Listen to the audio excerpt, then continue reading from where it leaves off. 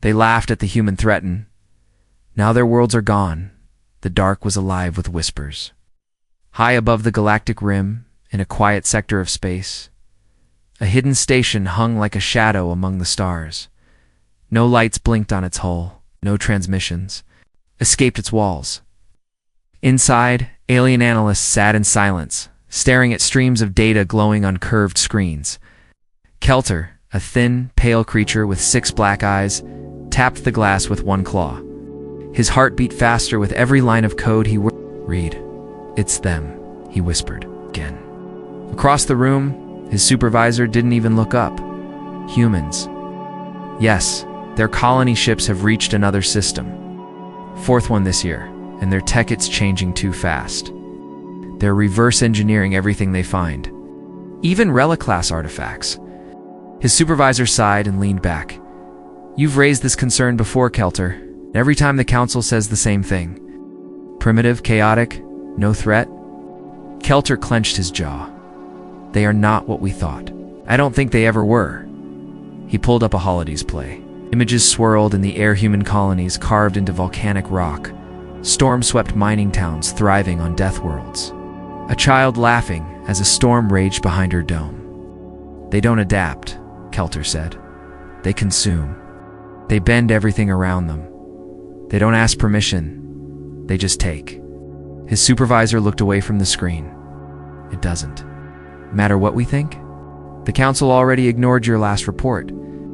Kelter opened his mouth to reply, but the lights flickered. Chill moved through the room. Something had touched the station's long-range sensor web.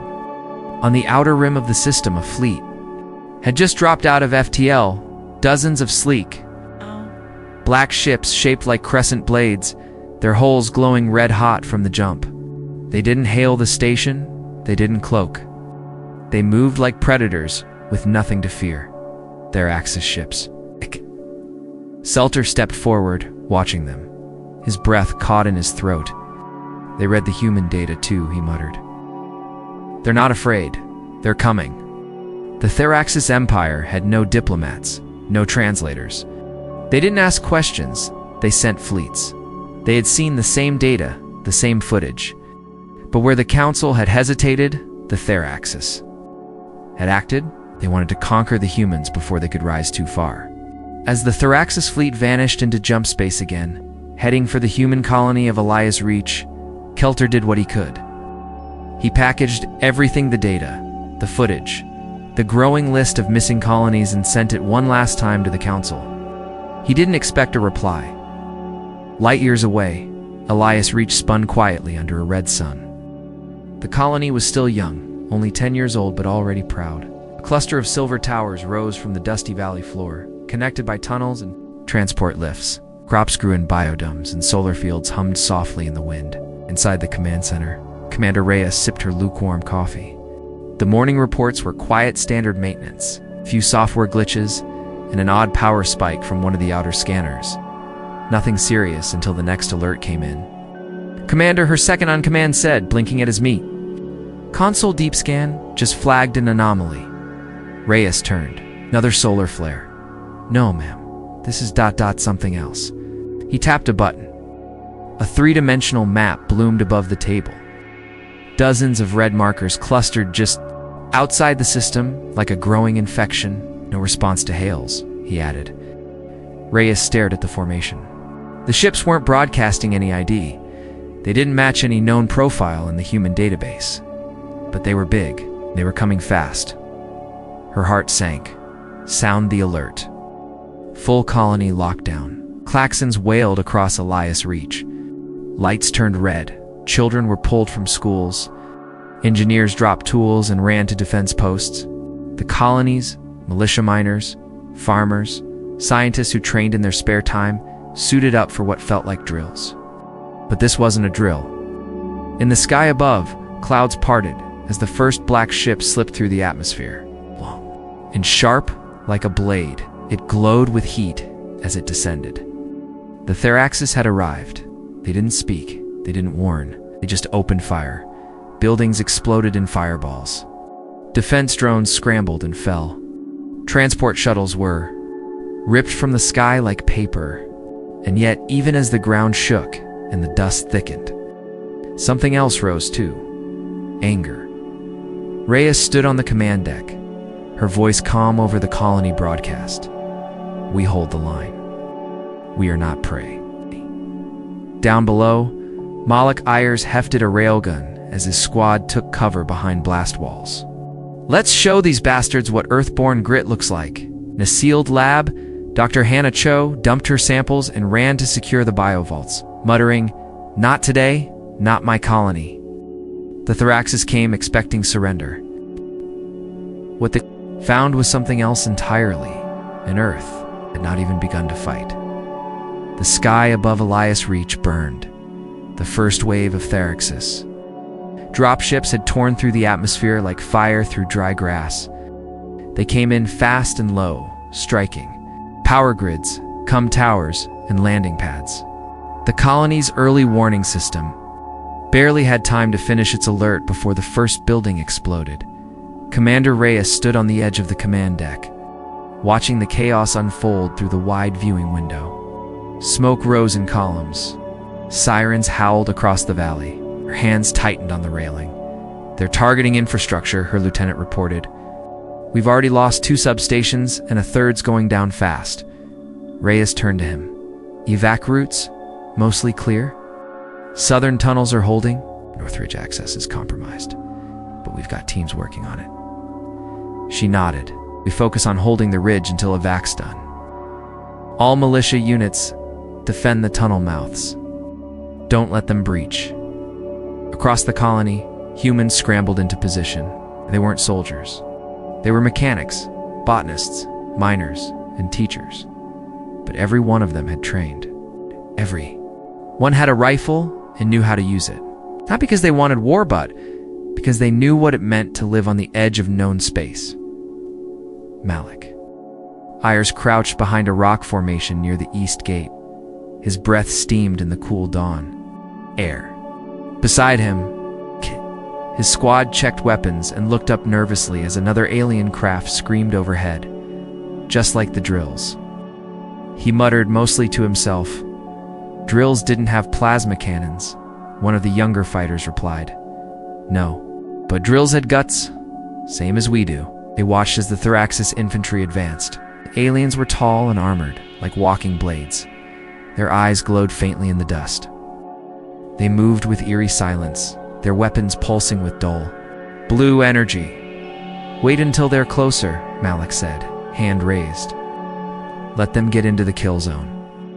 Behind the ridge, a few auto turrets spun into life. Crude, but effective. They needed every edge they could get.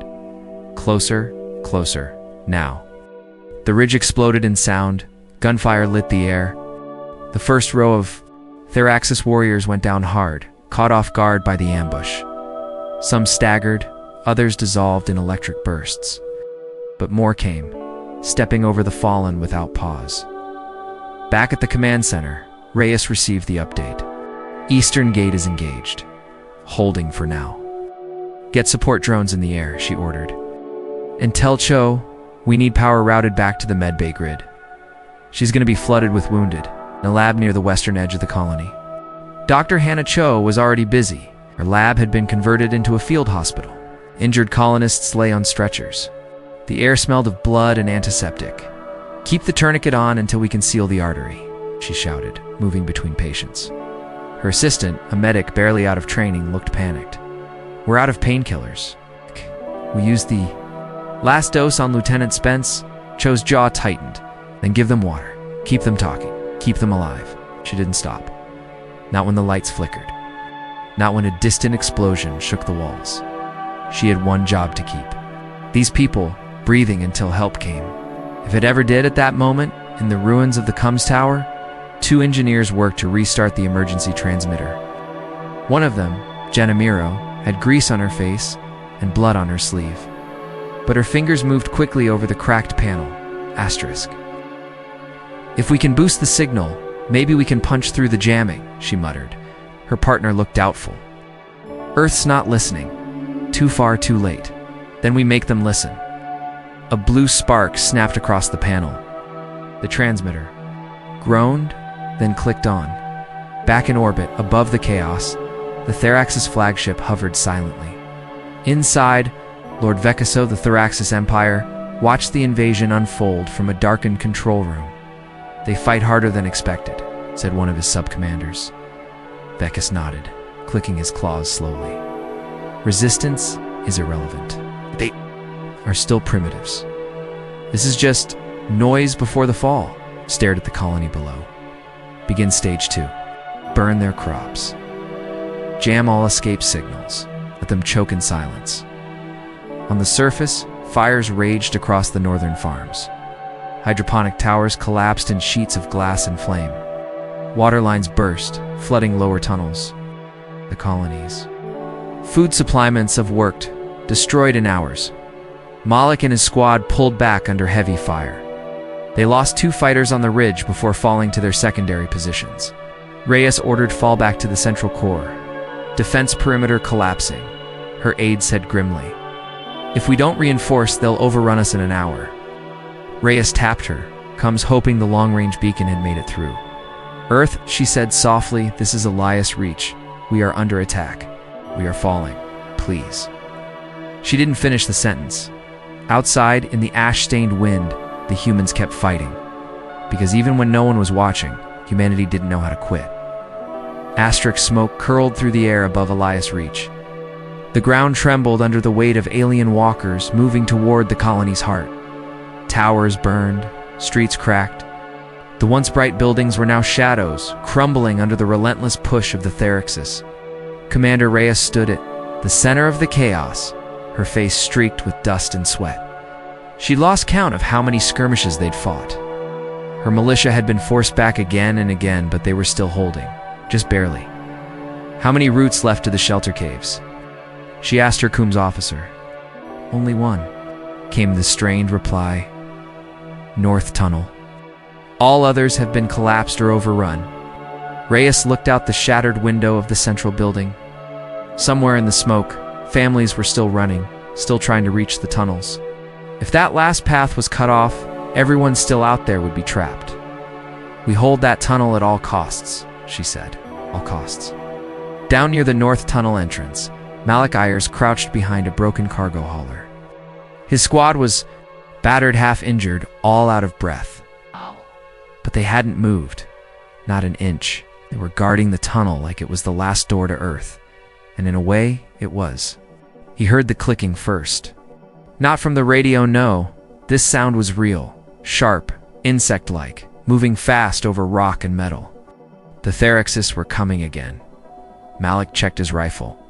1 mag left. He looked to his side. His teammate Jenna was bandaging her leg with one hand and gripping a sidearm with the other. "You ready for this?" Malik asked, his voice low. Jenna gave a tired grin, not even close. They braced. The enemy poured over the ridge, shimmering in the heat. Dozens of tall, armor-plated warriors, weapons glowing blue. But Malik had something they didn't: rage. Grit, desperation.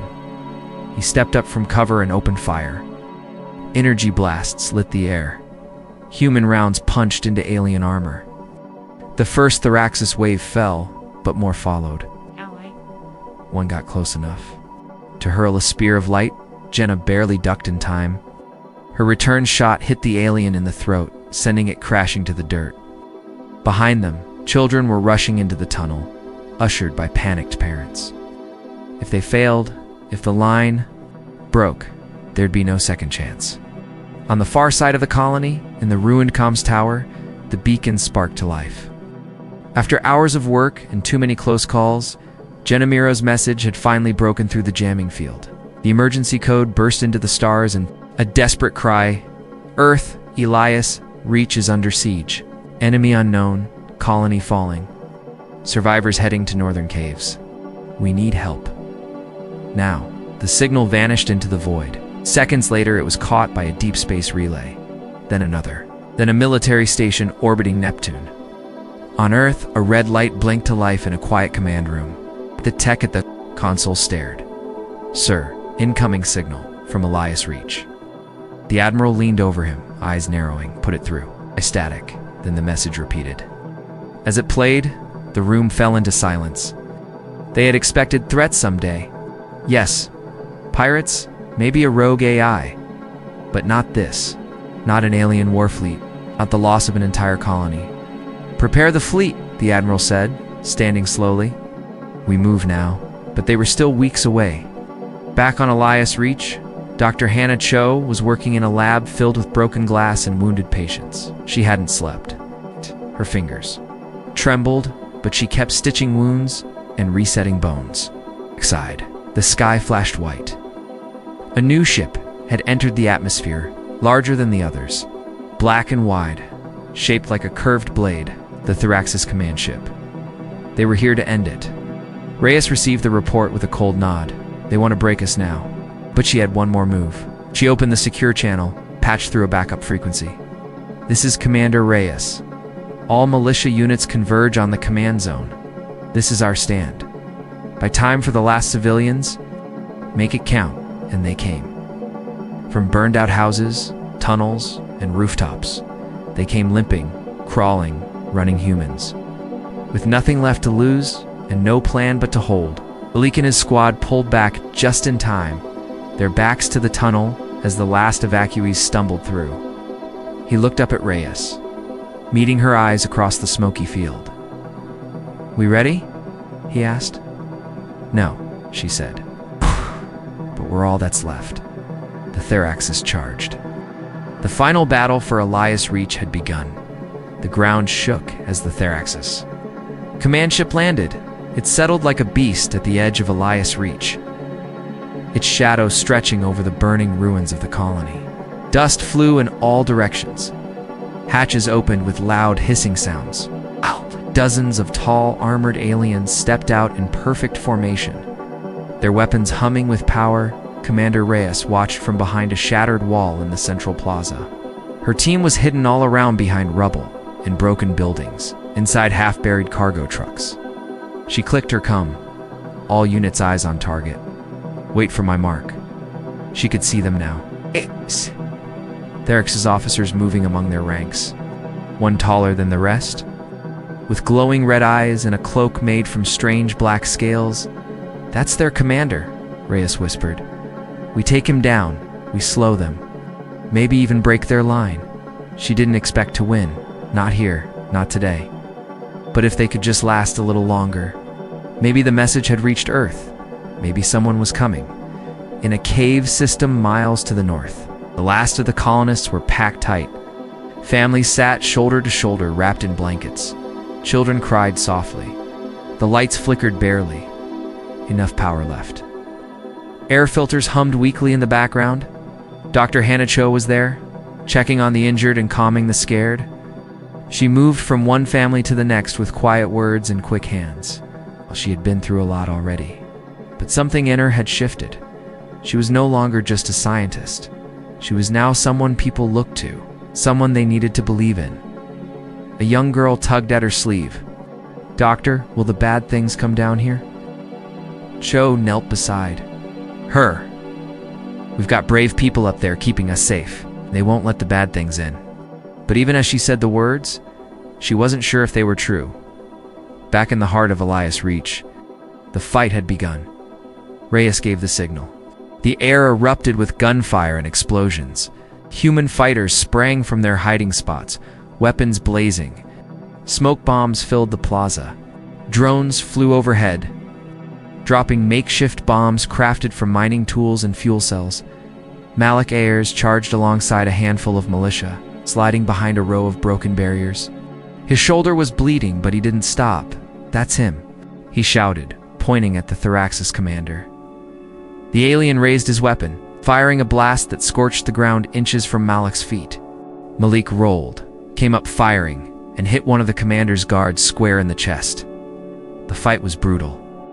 The humans fought with everything. They had bullets, blades, even their bare hands. The Thraxis answered with silent, mechanical precision. But they weren't prepared for how messy humans fought. How desperate, how wild. Jenna from the tunnel squad had joined the front line now, carrying a launcher made from old mining parts. She fired it at the alien walker that had stomped. Into the plaza, the blast hit the walker's leg joint. Sparks flew. It buckled, falling sideways into a pile of debris. Reyes took the chance. She sprinted through the chaos, ducking fire, her sights set on the alien commander. Two guards moved to stop Hershey, dropped both with clean, short bursts. Then she was face to face with him. He stood tall, red eyes glowing. His armor hissed as it adjusted to her presence. A deep voice came from inside the helmet. "You should have surrendered." Reyes didn't answer. She threw a flash grenade and tackled him. The two crashed into the ground hard. He slammed her off, roaring in his strange, guttural language. Shh! Got up fast, blood running from her mouth, and fired again and again at the gaps in his armor. Finally, he stopped moving. Around her, the Theraxes faltered. Their leader was down.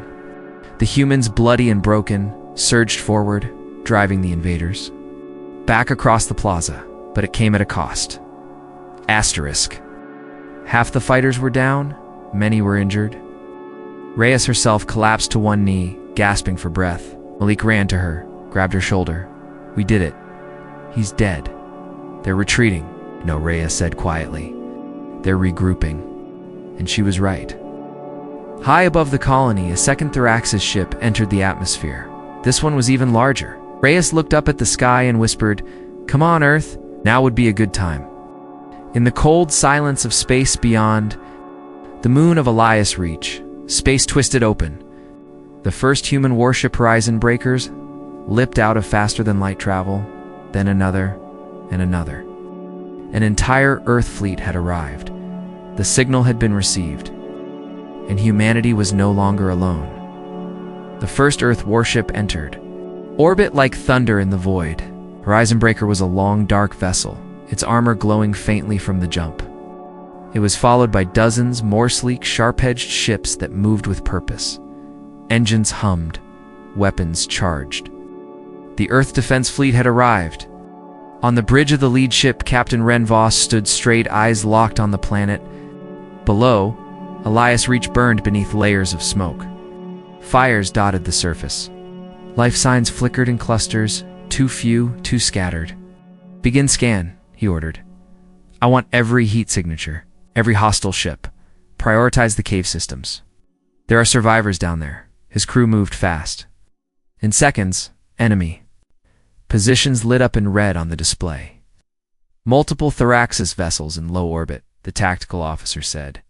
"Planet-side presence still strong. Civilians are pinned." Boss narrowed his eyes.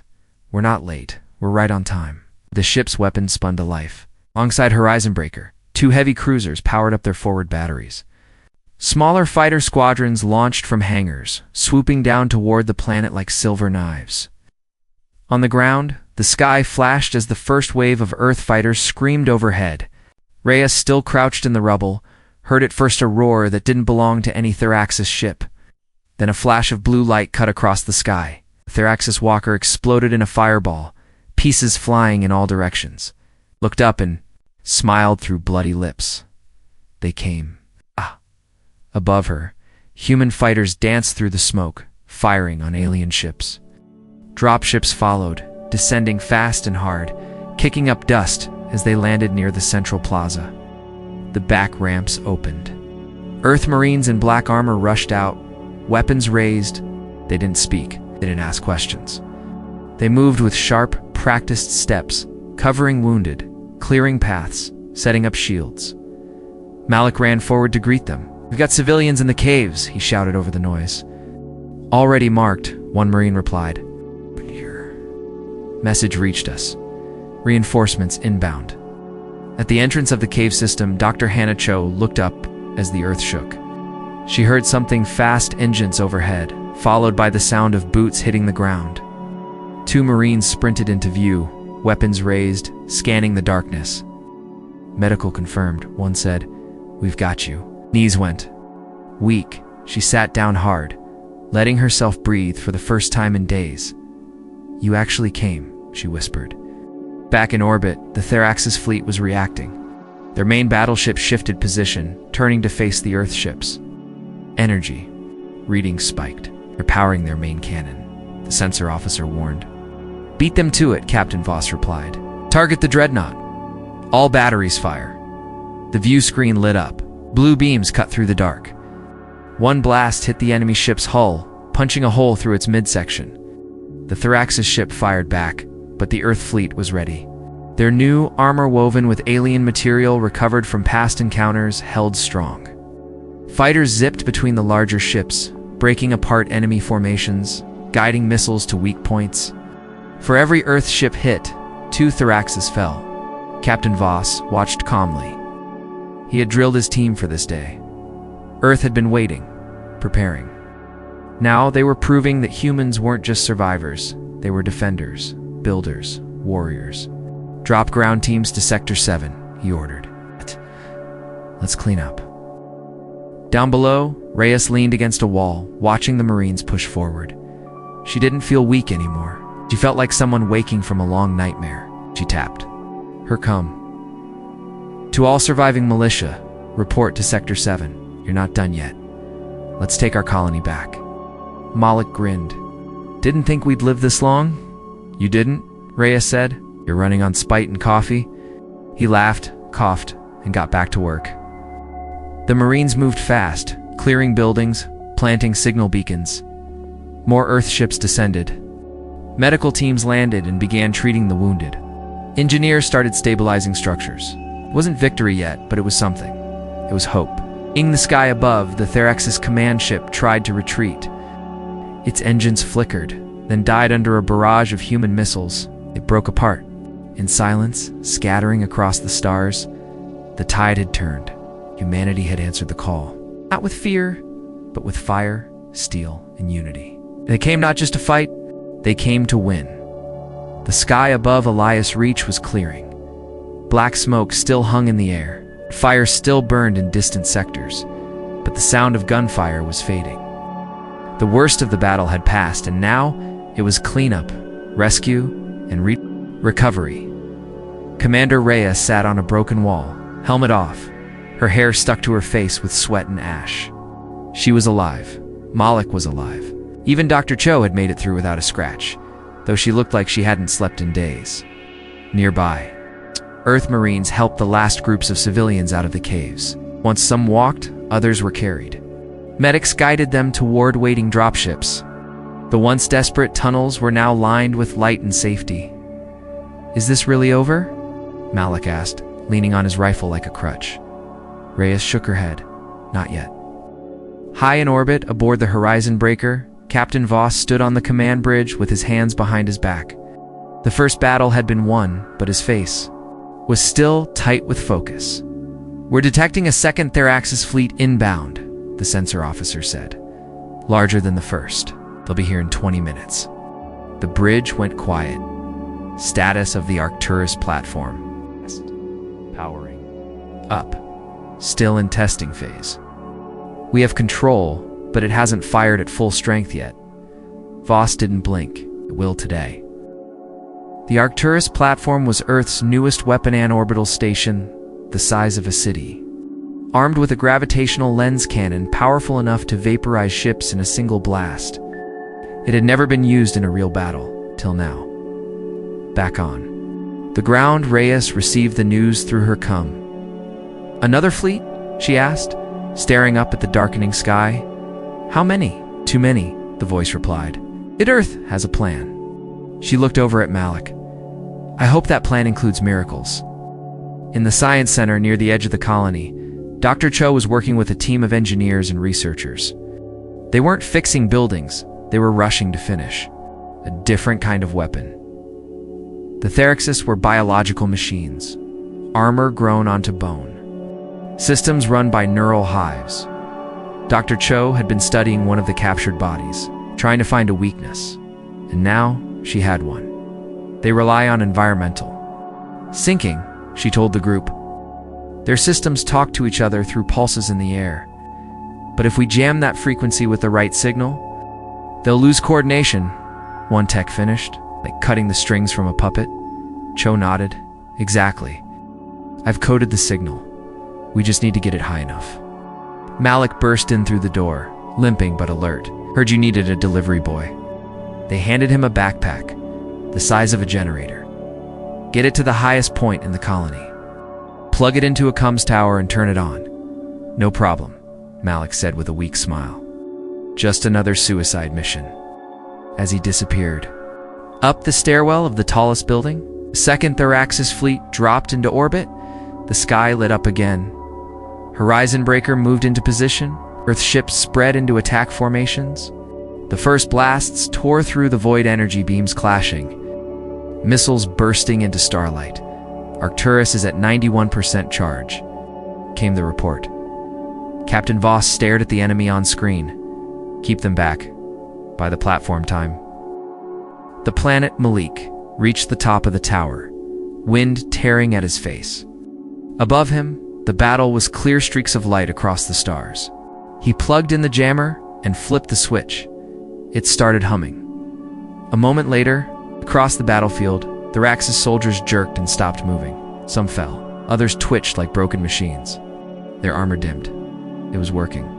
Signal. Is disrupting enemy coordination, Dr. Cho reported from the ground. They're vulnerable now. Voss heard the call. Tell Arcturus fire when ready. Far away, the massive platform hummed, louder than ever before. Inside, power coils reached their peak. The beam charged, glowing like a newborn star. Then, the cannon fired. A thick white-blue beam lanced through space, slicing clean through the Thraxis command ship. In the blink of an eye, the center of the enemy fleet exploded in silence. What was left turned and fled. On the ground, the remaining soldiers broke and ran, retreating toward their dropships. But Earth fighters were already chasing them. Reyes.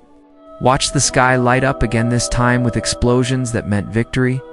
They're running, Malik said through the cum, breathless. They're actually running. Reyes closed her eyes and let out a long, shaky breath. Then we hold the line, no more. Take it back. The second wave had come and failed. Elias Reach still stood, and now the galaxy knew what humans could. Do asterisk. The fires were out. Elias Reach stood quiet under a pale orange sky. What was once a battlefield was now a recovery zone. Earth banners fluttered above the half-broken colony towers. Wounded were being treated. Fires had been put out. Crushed buildings were now being cleared by construction drones. It wasn't over, but it was healing. Commander Reyes walked slowly down what remained of the colony's main road. Her body ached. Her uniform was torn. Bandage wrapped her arm and her leg limped, but she walked tall. People nodded as she passed. Survivors, fighters, friends. She found Malik sitting on the edge of a transport crate, eating a protein bar like it was the best meal of his life. You look like a man who just saved a planet, she said. He looked up with a grin. Well, maybe just half a planet. Dr. Cho and that tower jammer deserve the real credit. Reyes smiled. You carried a backpack the size of a generator up 6 flights of stairs. That counts. Not far away, Dr. Hannah Cho stood in the sunlight outside the makeshift med station. Her coat was dusty, and her eyes had deep circles under them, but she was smiling, just a little, around her. Children played near a broken wall, laughing as if the war hadn't even happened. Life had returned. Ship landed nearby with a hiss of air and a hiss of hydraulics. The doors opened, and a tall man stepped out in a dark blue coat with silver trim. President Alon Haro of the United Earth Alliance. He looked around at the damaged colony with quiet respect. Reyes approached him, straightening her posture. Sir, he nodded. Commander Reyes, you and your people held this place when no one else could. On behalf of Earth, thank you. We just did what we had to, she said.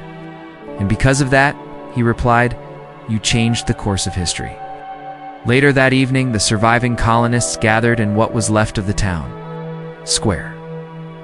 A stage had been set up, simple and temporary, with lights powered by a backup core. The stars above were clear. No smoke, no warships, just stars. President Harrow took the stage. His voice was calm and strong. This place was meant to be a home, not a battlefield. Yet when war came, you did not run. You did not fall. You stood together. You fought back. And now the galaxy knows that. Humanity does not yield. He looked out at the crowded faces that were tired but proud. Because of your courage, Earth has been invited to the Galactic Council. They no longer see us as just newcomers. They see us as equals. Maybe even something more. Cheers rose from the crowd.